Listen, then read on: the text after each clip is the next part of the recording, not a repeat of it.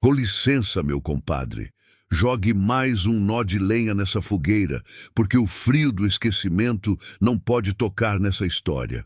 O que vou lhe contar agora não está apenas nos papéis velhos e amarelados dos arquivos da polícia de Pernambuco.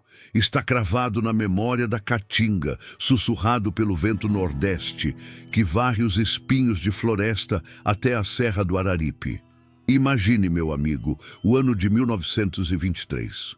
O Brasil litorâneo vivia seus luxos, mas aqui a lei era outra. Aqui a lei era escrita na ponta do punhal e carimbada com chumbo quente. Foi nesse cenário de poeira vermelha e sol que racha a moleira que despontou um homem. Davi Gomes Jurubeba. Guarde esse nome. Davi não era um homem comum, desses que a vida arrasta como folha seca. Não, ele nasceu com a marca da pólvora na alma, num dia 31 de dezembro, no finalzinho de 1902, na velha cidade de Floresta, em Pernambuco. Filho de Militão José dos Santos e Dona Maria Gomes Jurubeba. O menino mal tinha largado as calças curtas, e o destino já lhe soprava no ouvido que sua vida seria a guerra. Você há de perguntar, mas compadre, o que fazia um jovem de 21 anos querer entrar para a volante? Eu lhe respondo com a franqueza de quem conhece a alma sertaneja, ódio e honra. No dia 10 de agosto de 1923, Davi alistou-se na Polícia Militar de Pernambuco. Mas veja bem, o papel assinado era só formalidade, a farda caque era só o pano. Por dentro, Davi já era um guerreiro antigo. Antes mesmo de ter a patente, ele já trocava chumbo com os cangaceiros nas veredas estreitas da Caatinga. Ele fazia parte de uma casta, de uma raça de homens que Lampião, o nosso capitão Virgulino, aprendeu a respeitar e a temer na mesma medida: os nazarenos. Deixe-me explicar o que era um nazareno, para você não confundir com soldado de praça que treme na base. O povoado de Nazaré, distrito de Floresta, paria homens que não conheciam a marcha ré. Eram conhecidos como os cabras de Nazaré. Diferente das macacadas volantes que vinham da capital, que se perdiam nos chique-chiques e morriam de sede ou de medo, os nazarenos eram filhos do mesmo barro que fez Lampião. Eles conheciam cada rastro de preá, cada gruta, cada silêncio da mata. Dizem as más línguas, e as boas também confirmam, que os nazarenos formavam a mais temível e implacável força de combate ao cangaço. Não era apenas polícia e ladrão. Era uma guerra de famílias, era uma guerra de clãs. E do outro lado? Do outro lado estava ele, Virgulino Ferreira da Silva, o Lampião. Nessa época, Lampião não era apenas um fora da lei fugindo pelas brenhas. Ele já caminhava para se tornar uma entidade. Onde a pisada da alpercata de Lampião ficava, a terra tremia. Mas não se engane com as histórias que pintam o capitão apenas como um demônio sedento de sangue. Lampião era um justiceiro à sua própria moda. Um estrategista brilhante que olhava para o sertão como um tabuleiro de xadrez. Ele sabia quem valia o chumbo que ele gastava. E ele sabia que os Jurubeba valiam. O próprio Lampião, em conversas ao pé do fogo com seu bando, admitia com aquele sorriso de canto de boca, meio debochado, meio sério: aquela gente de Nazaré, aqueles ali são cabras machos, com aqueles ali o buraco é mais embaixo. Havia um respeito mútuo, forjado na violência. O aço reconhece o aço, mas o destino, meu amigo, é um roteirista cruel. Ele precisava de sangue para selar essa inimizade eterna. E esse sangue foi derramado antes do dia que vamos narrar. A família Jurubeba já carregava suas cruzes. Davi tinha um irmão, Olímpio Gomes Jurubeba, um rapaz direito, trabalhador, noivo, a promessa de um futuro tranquilo que o sertão raramente permite cumprir. Mas a guerra não escolhe quem leva, a guerra apenas leva. Davi Jurubeba, com seus olhos de águia que pareciam prever o movimento do inimigo, carregava no peito não só a patente de soldado, mas uma dívida. Uma dívida de sangue escrita em letras garrafais no livro da sua vida. Ele sabia que, cedo ou tarde, seus caminhos se cruzariam novamente com o rei do cangaço. E o sertão, silencioso, cúmplice, esperava. As cigarras cantavam anunciando o sol, mas para os Jurubeba, o canto soava como aviso de funeral. A tensão em Nazaré era palpável. As mulheres rezavam o terço com as mãos trêmulas e os homens dormiam com o rifle papo amarelo, abraçado como se fosse mulher amada. Lampião estava sumido. As notícias corriam desencontradas, trazidas por almocreves e viajantes assustados. Lampião tá na Bahia, dizia um. Não, o capitão tá no Ceará, jurava outro. Falava-se muito, via-se pouco. Para Davi, aquele silêncio era pior que o tiroteio. Porque no tiroteio, você sabe onde o inimigo está. No silêncio, o inimigo está em todo lugar. Davi, sentado na varanda de casa, limpava sua arma com um pano embebido em óleo. O cheiro forte do óleo se misturava com o cheiro de terra seca. Ele olhava para o horizonte trêmulo de calor e pensava: apareça, Virgulino, apareça para a gente acertar nossas contas. Ele mal sabia que seu desejo seria atendido e que o encontro não seria num campo de batalha escolhido, mas num dia qualquer, num momento qualquer, quando a morte decide fazer uma visita de cortesia sem avisar. O palco estava montado. De um lado, a fúria vingativa e disciplinada dos nazarenos, liderados pela coragem blindada de Davi Jurubeba. Do outro, a astúcia lendária e a força avassaladora de Lampião e seus cabras. O pavio estava aceso, faltava apenas a faísca, e ela viria de onde menos se esperava, de um banho de açude numa tarde quente na fazenda Paus dos Leites. O sertão, meu amigo, é traiçoeiro. Ele tem uma calmaria mentirosa. Às vezes, o silêncio do meio-dia, quando o sol está a pino e nem as lagartixas se atrevem a sair das frestas de pedra, é mais perigoso que a escuridão da meia-noite. Era um dia desses. Um dia em que o calor fazia o ar tremular no horizonte, criando aquelas miragens de água onde só existe poeira e espinho. Na fazenda Paus dos Leites, pertinho do povoado de Nazaré, a vida corria mansa, devagar, no passo preguiçoso de um boi de carro. Pedro Tomás, parente de sangue de Davi Jurubeba, não pensava em guerra, pensava em alívio. O corpo suado, a pele pedindo clemência, ele se dirigiu ao açude da fazenda. A água barrenta do sertão, para quem tem sede e calor, é mais valiosa que cristal da Europa. Pedro se despiu das preocupações e das roupas, mergulhando na quietude das águas. Ah, mas o destino é um caçador que não descansa. Enquanto Pedro dava seus mergulhos, lavando a alma, a caatinga se abriu. Não houve aviso. Não houve tropel de cavalos anunciando a chegada de uma comitiva real. Lampião e seu bando apareceram de supetão, como assombração que materializa no meio da sala. Imagine a cena, compadre. Um homem desarmado, nu dentro d'água, e na beira do barranco, a figura inconfundível do capitão Virgulino. Chapéu de couro quebrado na testa, cartucheiras cruzando o peito como serpentes de chumbo, anéis nos dedos, lenço de seda no pescoço e aquele óculos que refletia o sol e escondia o olhar. E atrás dele, a matilha. Cabeloeira, lavandeira, talvez corisco. Homens que faziam o diabo benzer-se com a mão esquerda. Pedro Tomás gelou. A água que estava morna virou gelo na espinha. Os cangaceiros, vendo o desespero do pobre homem, não atiraram de imediato. Não. A crueldade do cangaço às vezes vinha em forma de riso. A galhofa, a zombaria. "Olha lá o peixinho de Nazaré!" gritou um. "Sai da toca, preá! Vem ver o rei!" zombou outro. Debaixo de pilhérias, de gargalhadas que ecoavam secas na mata, Pedro Tomás saiu daquele açude não como um homem, mas como uma caça acuada. Saiu na maior carreira, tropeçando em raiz, cortando o pé em pedra, com o coração saindo pela boca, enquanto os cangaceiros atiravam para o alto ou bem pertinho dos pés dele, só para ver o homem dançar o chachado do medo. Ele correu. correu como quem corre da própria morte. E a direção só podia ser uma: Nazaré, o ninho dos Jurubeba.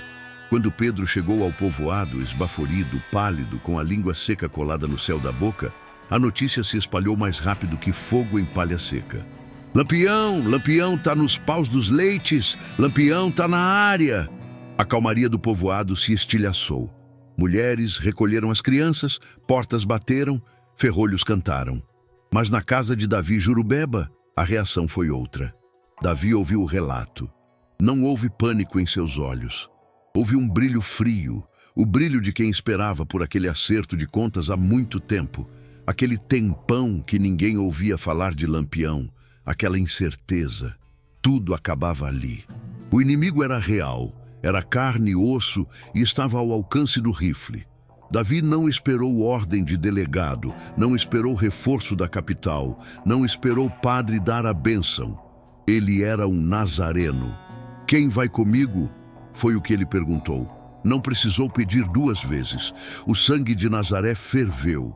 Juntaram-se a ele homens da mesma têmpera. Tomás Gregório, pai de Pedro, com o rosto fechado de ódio pela humilhação do filho. E mais outros, completando uma mão cheia de coragem. Eram apenas 5. 5 homens. Pare para pensar na loucura disso. Lampião nunca andava só. O bando do capitão era uma máquina de guerra. Mas Davi, Tomás e os outros 3 pegaram seus rifles, encheram as bruacas de munição, botaram a faca na cintura e saíram. Foram até os paus dos leites. O lugar já estava vazio, mas a caatinga fala para quem sabe ouvir. Davi Jurubeba era, além de soldado, um rastejador de primeira. Ele olhou o chão batido, viu o capim amassado, viu a marca das alpercatas de rabicho. Ele agachou, passou a mão na terra, mediu a profundidade das pisadas, levantou a cabeça e sentenciou com a precisão de um matemático.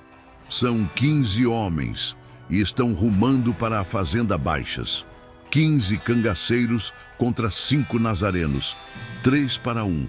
Qualquer general de gabinete diria para recuar, para esperar o batalhão. Mas ali não era gabinete. Ali era o sertão de 1924. E a honra de um Jurubeba não sabe fazer conta de subtrair, só de dividir chumbo. Eles seguiram o rastro.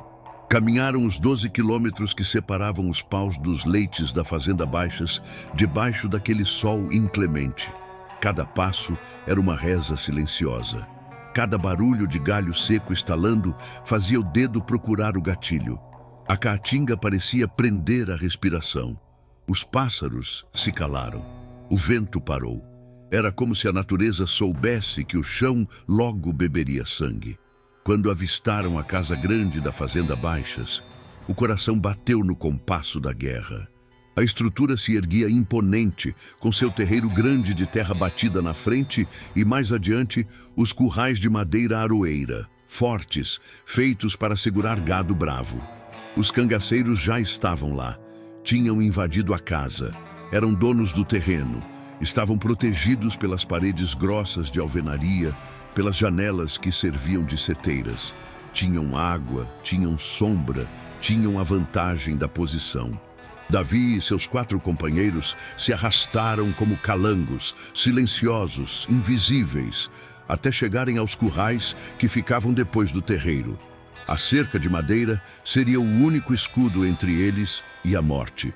Davi encostou o rosto na madeira rugosa do curral. Sentiu o cheiro de esterco seco e poeira. Ajeitou o rifle.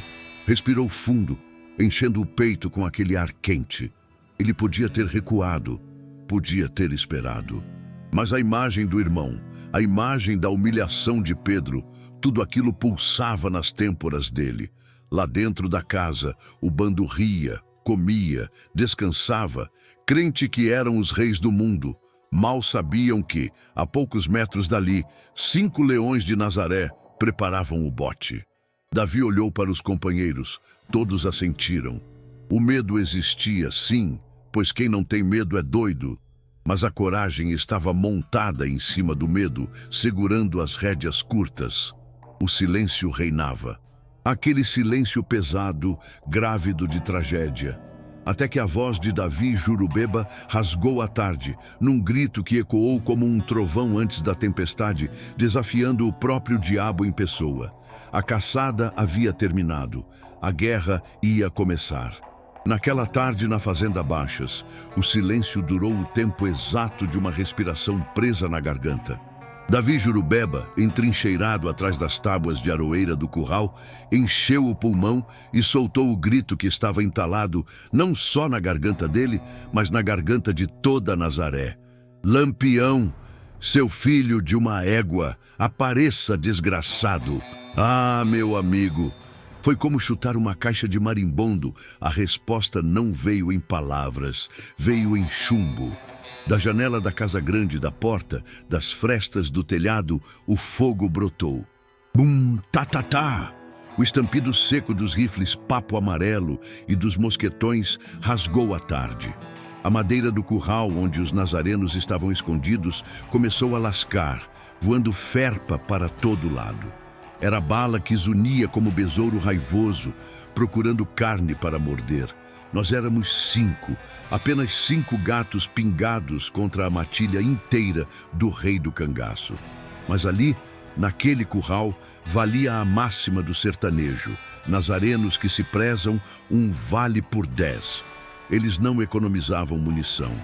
Enquanto a gente amolegava o dedo no gatilho, disparando com a precisão de quem conta cada cartucho, a gente gritava. Gritava para parecer que tinha um exército ali fora. Gritava para o medo não ter espaço de entrar no coração. E no meio daquela barafunda infernal, Davi Jurubeba começou a guerra que fere mais que bala. A guerra da língua.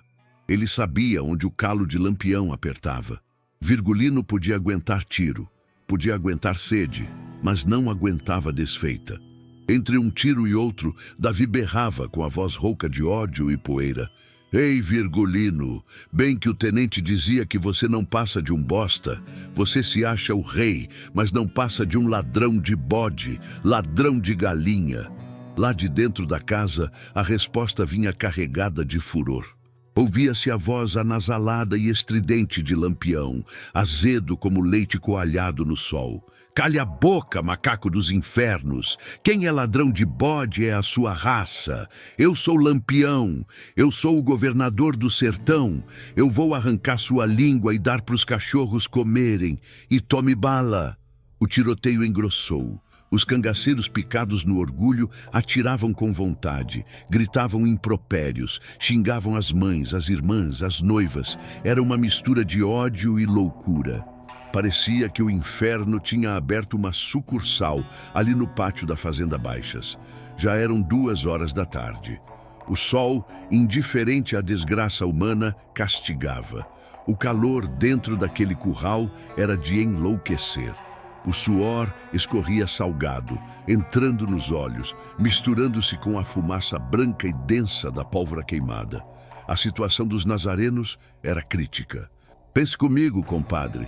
Do lado de lá, 15 cangaceiros protegidos por paredes grossas de tijolo, na sombra, com água fresca na talha e munição sobrando. Do lado de cá, 5 homens atrás de uma cerca de pau, com o sol cozinhando os miolos, a boca seca como lixa, os olhos ardendo e a cartucheira ficando leve, vazia. Davi olhou para os companheiros. Tomás Gregório estava com o rosto preto de pólvora, mas firme. Os outros recarregavam as armas com mãos trêmulas, não de medo, mas de adrenalina.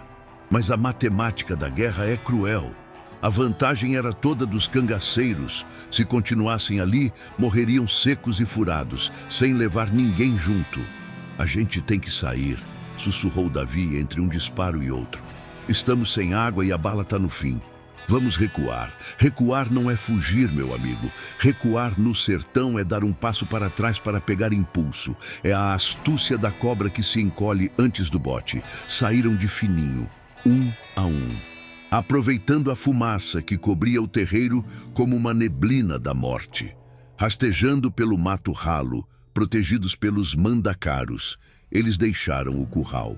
Os cangaceiros continuaram atirando no curral vazio por um tempo, achando que os macacos ainda estavam lá.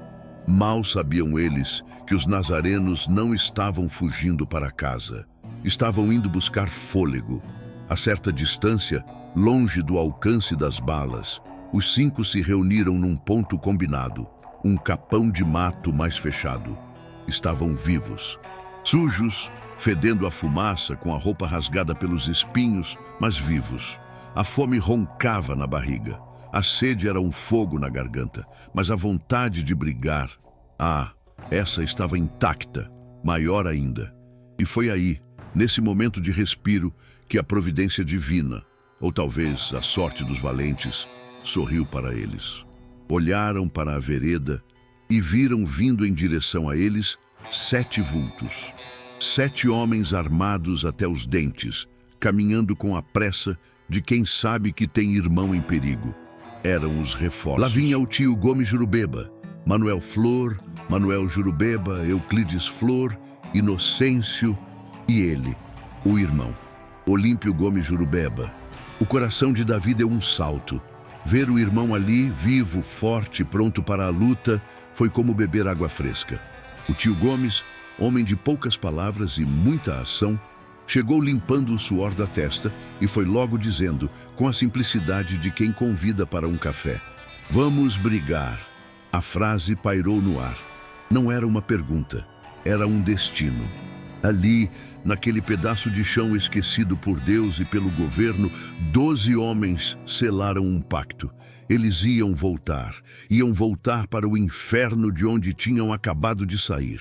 Mas agora a conversa seria outra. Ali, naquele capão de mato, a guerra fez uma trégua com a barriga. Você há de convir comigo que coragem não enche bucho e homem com fome treme a mira. Os 12 homens se agacharam em círculo, como numa santa ceia do sertão, onde o pão era queijo de coalho duro e o vinho era água morna de cabaça. A cena, compadre, tinha sua beleza bruta. Eram homens rudes, com as roupas tingidas de terra vermelha, as mãos calejadas da enxada e do gatilho. O tio Gomes Jurubeba, patriarca daquela empreitada, abriu o bornal. De lá de dentro não saiu ouro nem prata, saiu a sustância do sertanejo, pedaços generosos de rapadura e lascas de queijo. Comemos. Como comemos! Com a voracidade de quem não sabe se terá a próxima refeição. A rapadura, doce e dura, misturava-se com o salgado do queijo na boca, criando aquele sabor que acorda o sangue. A água desceu rasgando a garganta seca, limpando a poeira, lavando o gosto amargo da pólvora. Enquanto mastigava, Davi olhava para o irmão, Olímpio. O rapaz estava ali, com aquele sorriso de quem acha que é imortal. Jovem, noivo, cheio de planos. Olímpio limpava seu fuzil com um cuidado de ourives. Davi sentiu um aperto no peito, uma premonição ruim que ele tratou de engolir junto com um pedaço de rapadura. "Tu devia ter ficado, Olímpio", resmungou Davi.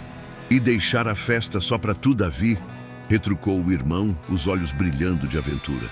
"Onde tu for, eu vou. Somos Jurubeba, não somos?"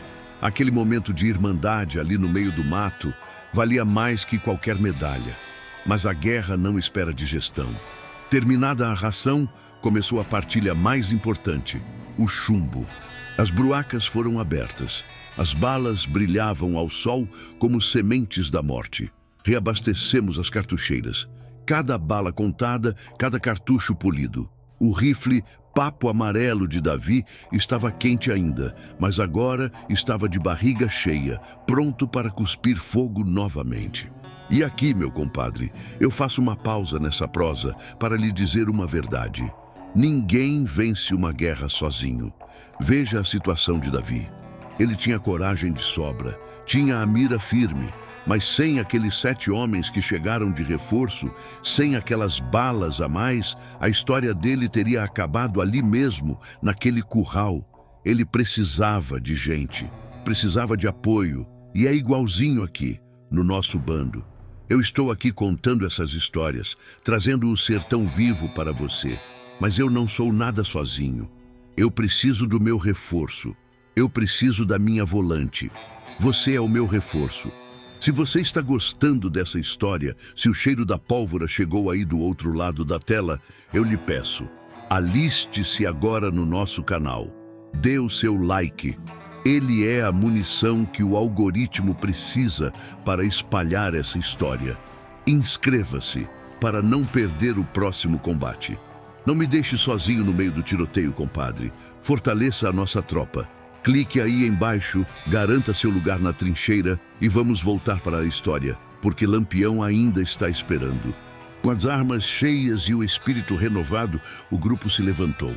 Agora não eram mais 5 gatos pingados acuados. Agora eram 12 nazarenos. A matemática da morte tinha mudado. Já se passavam quase 2 horas desde o primeiro tiro. O sol começava a pender para o oeste, alongando as sombras dos mandacarus, deixando a caatinga com aquele tom alaranjado, meio sangue, meio ouro. O tio Gomes deu a ordem com um aceno de cabeça. Partimos. Mas não fomos marchando como soldados de desfile. Voltamos para o palco das brigas, rastejando. 12 homens colados ao chão, arrastando o ventre na terra quente, aproveitando cada tufo de capim, cada pedra, cada desnível do terreno. Ninguém falava. O único som era o da respiração contida e o roçar da roupa no espinho. O objetivo era claro: retomar o curral. Aquele mesmo curral de onde tínhamos saído corridos. Chegamos. Os cangaceiros lá dentro da casa deviam achar que tinham vencido. O silêncio deles era de arrogância. Continuavam ocupando a mesma casa, talvez jogando baralho, talvez limpando as armas, como se nada tivesse acontecido. Como se os nazarenos fossem apenas uma lembrança ruim que já tinha passado. Ah, Virgulino, grande erro. O maior erro de um guerreiro é subestimar a teimosia de um sertanejo. Nós tomamos as posições no mesmo curral. 12 rifles apontados para as janelas e portas. 12 pares de olhos fixos na presa. Davi Jurubeba, posicionado numa fresta estratégica entre 2 troncos de aroeira, ajustou a vista. O coração dele batia compassado, frio. Ele varreu a varanda da casa com o olhar. E então, ele o viu. Não era um vulto qualquer. De cara, Davi viu logo Lampião. Mas não era o Lampião atirando, não era o Lampião gritando. O rei do cangaço estava meditativo, encostado na janela, alheio ao tempo, com a cabeça nas nuvens. Parecia estar em outro mundo, talvez pensando em seu destino, talvez conversando com seus guias. Davi ficou olhando para ele, e por um segundo, o ódio deu lugar a um estranho reconhecimento. Ali não estava apenas um cangaceiro, um inimigo. Ali estava um cabra macho, altivo, um homem que jamais dobrou o lombo para coronel, para polícia ou para governador. Um homem que tinha palavra, fosse para o bem ou para o mal, o que ele falava era lei. Virgulino estava ali, a poucos metros, vagando em seus pensamentos, exposto como nunca esteve. Era a chance de ouro. A chance que todo policial do Nordeste sonhava em ter. Davi respirou fundo, soltou o ar devagar para não tremer a mão. Apoiou o cano do rifle na madeira, alinhou a massa de mira. Fechou um olho. A cabeça de Lampião, coroada pelo chapéu de couro enfeitado de moedas de ouro, ficou bem dentro da alça de mira. Era um tiro certo. Era o fim da lenda. Era o fim de Lampião. Davi Jurubeba começou a espremer o dedo no gatilho. O metal cedeu milímetro por milímetro. O mundo parou. Mas o destino, meu amigo, o destino gosta de pregar peças. Ali estava ele. O mito, a lenda, o terror do Nordeste. Virgulino Ferreira da Silva. Davi Jurubeba tinha o homem na mão. Pela mira de ferro do fuzil, ele via os detalhes. Viu o lenço de seda balançando levemente no pescoço do cangaceiro. Viu o brilho do ouro nos anéis. Viu Lampião olhando para o nada com aquele olhar de quem conversa com assombrações. Era um alvo parado, um alvo fácil. Qualquer recruta treme-treme acertaria aquele tiro. Davi prendeu a respiração. O mundo ao redor sumiu. Não havia mais calor, não havia mais sede, não havia mais moscas zumbindo. Só existia a alça de mira, a cabeça de Lampião e o dedo indicador de Davi. É agora, pensou ele. É agora que o cangaço acaba. Ele começou a espremer o gatilho. Aplicou a força necessária para quebrar a resistência da mola e soltar o percussor. Mas o gatilho não cedeu. Travado. A arma estava travada. Davi sentiu um gelo percorrer a espinha, que foi mais frio que a própria morte. Mentalmente, ele soltou o palavrão mais sujo que conhecia. Como? Como um soldado experiente, um homem nascido e criado entre armas, comete um erro de principiante desses? Esqueceu de destravar a segurança? Foi coisa de Deus? Foi coisa do diabo? Ou foi o corpo fechado de Lampião agindo, entortando a sorte a seu favor? Nunca saberemos. O que sabemos é o que aconteceu a seguir. Com a velocidade do desespero, Davi tirou o dedo do gatilho e levou o polegar à trava de segurança. Fez o movimento para liberar a arma. Foi um movimento sutil, silencioso. Ou assim ele esperava. Mas o metal traiu o homem. Aquele estalo metálico, seco, pequeno, soou naquele silêncio como um tiro de canhão. Para um homem comum, um clique a 30 metros não é nada. Mas Lampião não era um homem comum. O ouvido daquele cabra era treinado para escutar pisada de formiga em folha seca. No exato instante em que o metal estalou, Lampião não olhou para ver o que era. Ele não perguntou: quem está aí? O instinto de sobrevivência dele era algo animal, primitivo. Lampião deu uma cambalhota para trás. Eu juro a você, meu compadre, quem viu a cena disse que desafiou a gravidade. O homem, que um segundo antes estava estático, relaxado, virou uma mola. Deu um salto mortal para trás, caindo já em posição de corrida. Fogo! Gritou Davi, desesperado, agora destravado e atirando. Os 12 nazarenos abriram fogo de uma vez. Bum! Pau! Tá, tá, tá! A parede onde Lampião estava encostado virou peneira. A poeira de tijolo subiu vermelha. Mas Lampião já não estava mais lá. Ele corria em zigue-zague pelo terreiro. Parecia um gato acuado, parecia fumaça, parecia tudo, menos um alvo. Ele fazia piruetas, se jogava no chão, rolava e levantava correndo. Tudo isso enquanto as balas de 12 rifles levantavam a terra ao redor dos pés dele. Era uma dança, a dança da morte. E Lampião conduzia o baile. Quando ele chegou ao pé da porta da casa grande, deu um último salto, um pulo de onça e sumiu na escuridão do interior da residência. Davi parou de atirar, com o peito arfando de raiva. A maldita chance tinha escapado por entre os dedos. Por um instante, o silêncio voltou. A fumaça pairava no ar. Davi, com uma pontinha de esperança, pensou: Será que peguei ele? Será que algum de nós acertou o capeta? A resposta veio de dentro da casa, trazida por aquela voz debochada e inconfundível. Tá vendo, Davi? Tá vendo seu corno? Todos os homens de Nazaré não valem um só da minha marca. Vocês atiram torto. Vão aprender a atirar em pinto no quintal. O sangue de Davi ferveu até a raiz do cabelo. Ele gritou de volta com a voz embargada de ódio: Apareça, seu desgraçado! Ainda hoje eu mando você roubar bode no inferno. E aí, meu amigo, o inferno se abriu de vez. Lampião, de dentro da segurança da casa, ordenou o revide. E não foi pouco tiro, não. Os cangaceiros agora atiravam com raiva, com vontade de massacrar. Era tanto palavrão voando junto com as balas que, se eu repetisse aqui, o respeito da nossa conversa ia embora. Eles xingavam nossas mães, nossas mulheres, chamavam a gente de macaco, de covarde. Mas o pior não eram os tiros, era a zombaria. Os cangaceiros gritavam, arremedavam animais, cantavam versos de escárnio. Vem cá, macaquinho, vem pegar banana! Parecia que eles não tinham medo. A coragem daquela gente beirava a insanidade. E nós, os 12 nazarenos, entrincheirados no curral, respondíamos à altura. O tiro corria frouxo. Era uma barafunda infernal. A madeira do curral ia se desfazendo, lasca por lasca, sob o impacto dos mosquetões.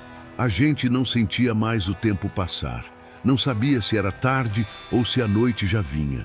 Só existia o cheiro de enxofre, o coice da arma no ombro e a vontade louca de acertar uma bala na testa daqueles bandidos. Mas a guerra, compadre, ela cobra o seu preço. E ela cobra em quem a gente mais ama. No meio daquele tiroteio cego, onde a sorte vale mais que a pontaria, Pedro Tomás, que estava ao lado de Davi, puxou o braço dele com força. Davi olhou para o lado, irritado por ser interrompido. Pedro não falou nada, só apontou. Davi seguiu o dedo de Pedro e seus olhos pousaram no chão do curral. Ali estava Olímpio, o irmão caçula, o menino noivo, o orgulho da família.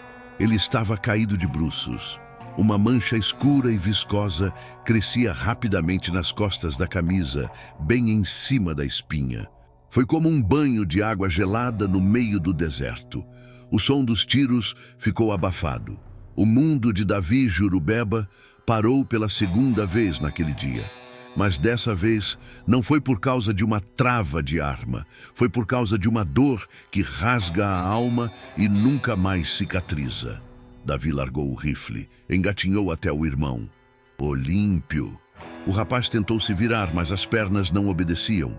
Ele olhou para Davi, os olhos arregalados, não de medo, mas de surpresa. Como se não acreditasse que aquilo estava acontecendo logo com ele.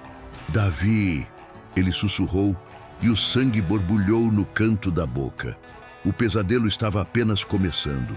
O tiroteio continuava rugindo lá fora. Uma tempestade de chumbo que não dava trégua. Mas para Davi Jurubeba, o mundo tinha ficado mudo. O som dos tiros parecia vir de muito longe, abafado, como se ele estivesse debaixo d'água. Ele se arrastou até Olímpio. O irmão, aquele menino cheio de vida, que horas antes comia queijo e fazia planos de valentia, agora estava ali, estirado, com o corpo torcido de um jeito que corpo vivo não fica. Olímpio, Olímpio, meu irmão, gritou Davi, a voz embargada, esquecendo que o inimigo estava a poucos metros. Davi sentou-se no chão sujo do curral, ignorando as balas que lascavam a madeira acima da cabeça dele. Puxou a cabeça do irmão para o seu colo. O cabelo de Olímpio estava empapado de suor e terra. Olímpio abriu os olhos, mas não eram mais os olhos do irmão que Davi conhecia. Eram olhos vidrados que olhavam para o céu, mas pareciam enxergar outra coisa. Talvez o outro lado. Davi... A voz dele saiu num gorgolejo misturada com um fio de sangue escuro que escorria pelo canto da boca. A roça, avisa a mainha que a cerca caiu. Ele dizia coisa com coisa. O tiro na espinha tinha cortado a ligação dele com o mundo dos homens, jogando a mente dele num delírio febril. Ele falava da mãe, falava de gado, falava de coisas de menino. Davi apertou a mão do irmão. Sentiu os dedos de Olímpio gelados, moles, sem força para apertar de volta. Aguenta firme, cabra! Não se entrega, não! Davi chorava. As lágrimas desciam rasgando a sujeira de pólvora no rosto dele, abrindo caminhos brancos na pele curtida. A gente vai sair dessa. Eu vou te levar para casa. Mas, meu amigo, a guerra não tem piedade. A guerra não respeita despedida. Enquanto Davi tentava dar um último consolo ao irmão, enquanto limpava o sangue do rosto do menino, o destino deu o golpe de misericórdia. Uma bala perdida? Um tiro certeiro de um cangaceiro sortudo? Não importa. O projétil atravessou a madeira podre do curral e encontrou o que restava de vida em Olímpio. Atingiu a cabeça. Foi brutal. Foi rápido. O corpo de Olímpio deu um solavanco violento nos braços de Davi e depois amoleceu de vez, como um saco de farinha vazio. O brilho no olhar se apagou num instante. Davi ficou paralisado. Quase que a bala levava ele junto, zunindo perto da sua orelha. Mas ela levou só Olímpio. Davi olhou para o irmão morto em seu colo, o rosto sereno, agora livre da dor, mas manchado pela violência. Naquele momento algo quebrou dentro de Davi Jurubeba. O medo sumiu, a prudência sumiu, o soldado desapareceu. O que sobrou ali, agachado no sangue do irmão, foi um animal ferido. Davi sentiu um calor subir pelos pés, passar pelas pernas, queimar o estômago e explodir na cabeça. Ficou cego, literalmente cego de dor e ódio. Ele não via mais cerca, não via mais perigo, não via mais nada. Só via vermelho. Ele largou o corpo do irmão com cuidado no chão. Levantou-se. Os companheiros gritaram: "Abaixa, Davi! Tu vai morrer, homem!" Davi não ouviu. Ele saltou de peito aberto para o meio do terreiro, saindo da proteção do curral. Ficou ali, em pé, um alvo perfeito para qualquer cangaceiro, exposto ao sol e à morte. Mas ele não atirou. Ele encheu o peito com todo o ar que cabia nos pulmões e soltou um grito que fez a caatinga tremer. Um grito que veio das entranhas da terra. "Lampião! Olímpio morreu!" O grito foi tão carregado de dor, tão pavoroso, que aconteceu o impossível. O tiroteio parou. De repente, o silêncio caiu sobre a fazenda Baixas. Os cangaceiros pararam de atirar. Os nazarenos pararam de atirar. Até o vento pareceu parar para escutar o lamento daquele homem. Davi, com as lágrimas secando no rosto e os olhos injetados de sangue, continuou berrando, apontando o dedo para a casa onde o bando se escondia. "Bando de cangaceiros, filhos de uma égua! Seus tiros acabaram com a vida de meu irmão. Ele era um menino, um inocente." Ele respirava ofegante, o peito subindo e descendo como um fole rasgado. "Apareça, Virgulino! Se tu é homem mesmo, se tu tem honra nessa tua cara de bandido, saia dessa toca. Vamos decidir isso agora." Davi jogou o rifle no chão, levantando poeira. Puxou a peixeira da cintura. A lâmina brilhou, faminta. "Vamos eu e tu, na ponta do punhal. Ganha quem ficar vivo. Vamos disputar no duelo, seu covarde." Ali estava Davi Jurubeba, sozinho no meio do terreiro, desarmado de fogo, armado apenas de uma faca e de uma dor maior que o mundo. Ele desafiava o rei do cangaço para um duelo singular. Davi queria morrer. Ele queria matar Lampião ou morrer nas mãos dele. Não importava mais. A vida sem Olímpio não tinha sabor. Lá de dentro da casa, o silêncio durou alguns segundos. Segundos que pareceram séculos. Todos esperavam uma rajada de balas que cortaria Davi ao meio. Mas a voz que veio de lá de dentro não foi de comando de fogo. Foi a voz de Lampião. E por incrível que pareça, a voz veio calma, respeitosa. Davi Jurubeba tremia. Não de medo, mas daquele tremor incontrolável que vem quando a alma está cheia demais de dor e não cabe mais no corpo. A peixeira em sua mão apontava para a janela onde Lampião se escondia. "Desça, covarde!" Davi gritou mais uma vez, a voz falhando, rouca de choro e poeira. "Venha me matar como homem, não como bicho de toca." Da penumbra da casa surgiu a figura. Lampião não pulou para o terreiro. Ele apenas se debruçou no parapeito da janela, com os braços cruzados sobre o fuzil, tranquilo como quem observa o gado no pasto. O chapéu de couro, adornado de estrelas e moedas, brilhava. O óculos refletia a luz, escondendo os olhos, mas Davi sentia o peso daquele olhar. A voz de Lampião, quando veio, não trouxe o escárnio de antes. Trouxe um peso antigo, uma gravidade de juiz. "Guarde essa faca, Davi", disse o capitão, num tom que ecoou por todo o vale. "Eu sinto muito pela vida de Olímpio. Conheci o menino, conheci de muito tempo. Era um cabra novo, trabalhador, noivo. Não era para estar aqui nessa vida de cão." Davi, confuso pelo tom respeitoso do inimigo, não baixou a guarda. "Tu sente muito? Tu mata e diz que sente?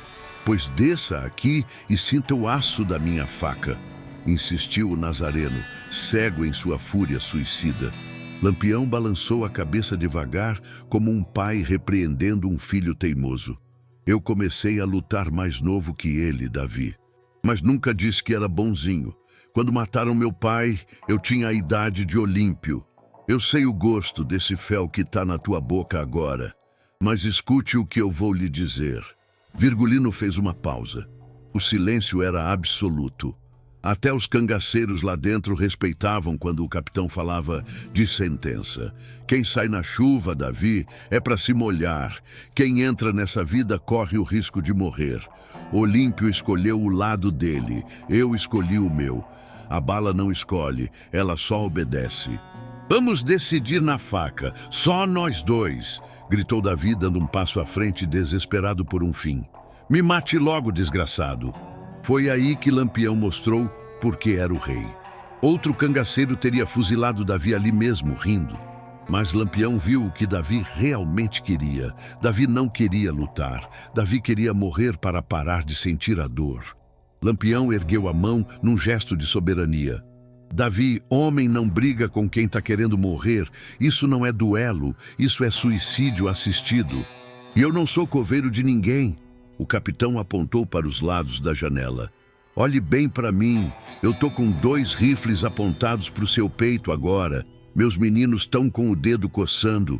Se eu fizer um sinal com a sobrancelha, eles te mandam para o inferno antes de você piscar.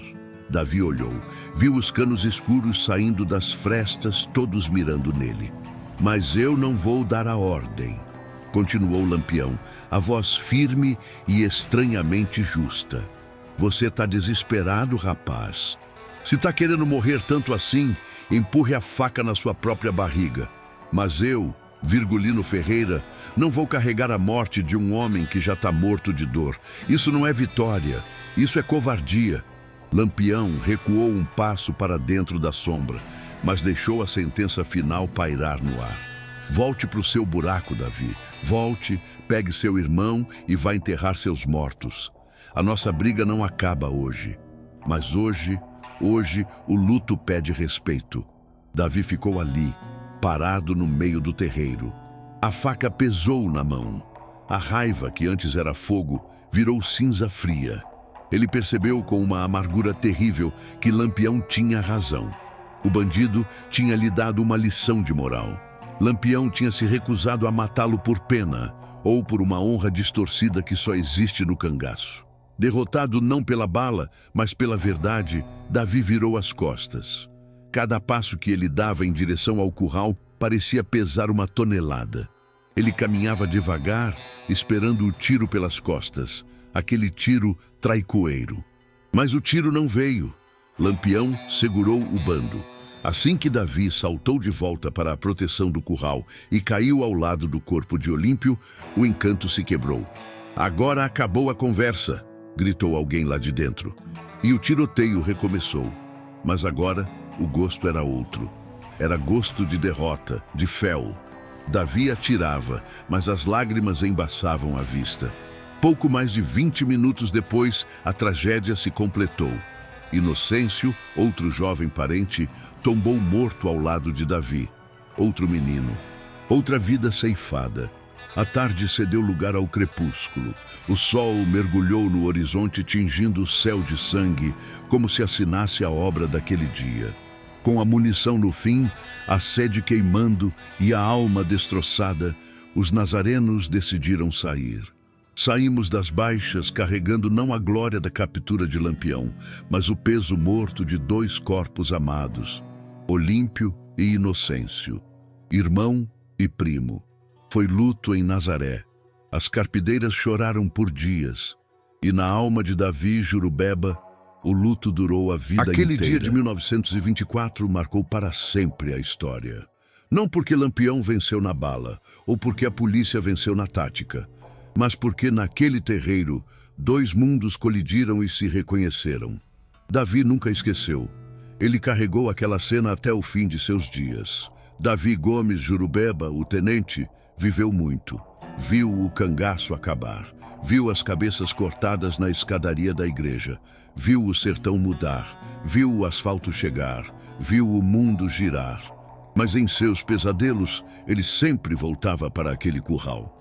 Ele faleceu no dia 7 de outubro de 2001, no Recife, com quase 99 anos de idade. Foi sepultado com honras militares, como herói que foi. Mas quem escuta essa história com o coração, sabe a verdade. Naquele dia, na Fazenda Baixas, não houve vencedores. Lampião, com sua sabedoria cruel, mostrou que no sertão a linha entre o herói e o bandido é tão fina quanto o fio de uma peixeira. E que a verdadeira coragem, às vezes, não está em matar o inimigo, mas em reconhecer a humanidade dele, mesmo quando se está do outro lado da trincheira. E assim termina o nosso caos, compadre. O fogo já virou brasa, a noite esfriou de vez. Leve essa história com você.